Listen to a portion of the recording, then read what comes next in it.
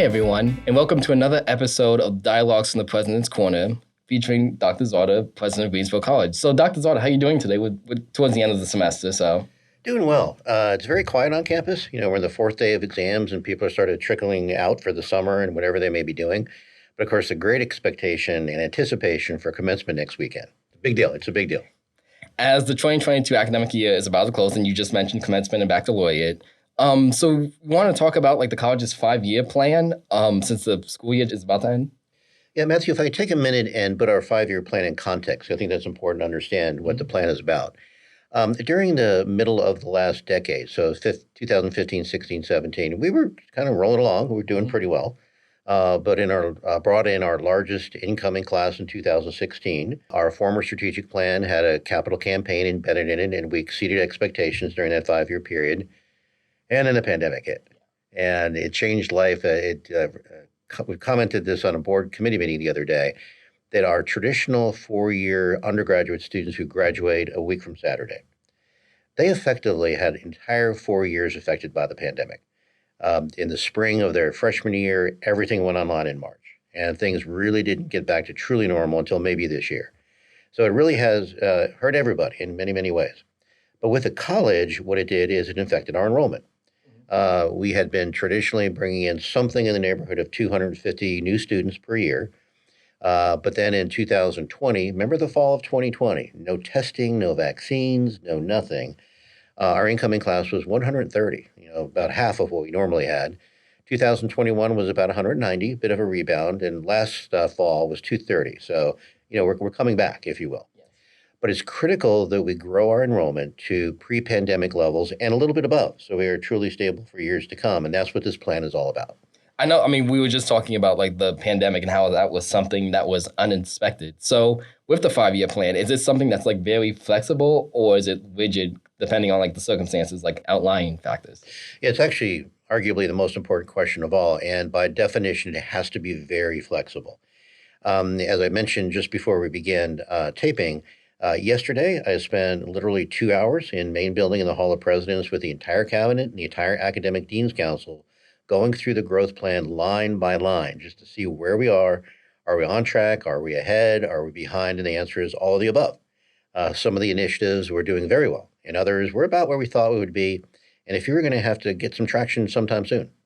Okay, so with those initiatives, for this past academic year, what were some of the things that you saw that were accomplished in other areas that were still in progress? Even though the pandemic certainly had an impact, all of our efforts in retention to get students to their degree are continuing to improve.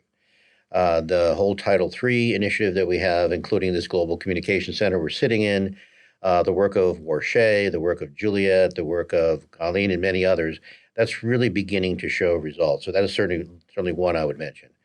Another is that the rearrangement of our athletic conference, where we had grown to be entirely too large. We had 19 schools in 6 different states. As of August 1st, we are back to the USA South, which is all a Virginia, North Carolina conference. And that has significantly increased the experience of our student athletes, which represents half of our student body. We have significant traction in the international student recruiting. I anticipate that the usual 5 to 10 international students we have per year, that number will become 20, will become 50, will become 75 during this 5-year period. That's going very well. But probably the most important of all, Matthew, is the new academic programming. Our faculty have been more entrepreneurial than they have been in a very long time for a lot of reasons. And our new degree programs in such areas as business analytics, data science, public health, interactive media and gaming, and I'm probably forgetting one or two, are really picking up traction. The number of inquiries and applications we have for the fall are impressive. Besides the pandemic, and it seems like we're kind of out of the heart of it, do you see any other possible potential challenges that could come up that could affect the plan? Yeah, one is the American demographics. One of the things we probably don't talk about as much as a culture as we should is after the deep recession of 2008, 2009, American birth rates fell to historic lows. We stopped having babies. Yeah. Well, I stopped a while ago. But that affects higher ed as that kind of goes through the pipeline. Fortunately, North Carolina is kind of flat and not down. But there are parts of the country, New England and the eastern portion of the Midwest, for example, where the number of high school graduates is plummeting. It's just going down and down and down. And so that is certainly a challenge. The other is during the pandemic, many families, many students realized that the job market's pretty hot. They can go get a job and make some money right now. So why go to college right now? And so long term, I think that'll probably even out. But that certainly is a challenge. Going into next year, for like 2023, 2024, what would be some of the, and you may have already mentioned them before, but some of the initiatives that may be rolling over into the next school year? A number I would mention, and I already mentioned international, but again, that we will really see, grow, I think. Another is the workforce certificates that we talked about on this podcast a month and a half ago or something. That will certainly continue to grow and get more traction.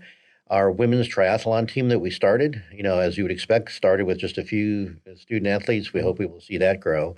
I also think that the President's Commission on Inclusive Excellence, got to make sure I say that right, when we did do the podcast with Juliet, I think we'll begin to see some actions from that group over the next year. Okay, well, thank you again, Dr. Czarda, for coming by and discuss the future and the vision of Greensboro College over the next 5 years. Yeah, Matthew, the only thing I would add is that what we're looking to do is grow our current enrollment by about 200 students. We're not trying to change the nature of Greensboro College. We're not trying to become Elon. We're not trying to become High Point University. But we have the capacity to add 200 students comfortably, meaning we don't have to build buildings. We'll have to hire some more faculty and staff to service that population. But it is quite doable, and I'm pleased to say that after our review yesterday with the Cabinet and the Academic Dean's Council, we're on track. Things are looking good.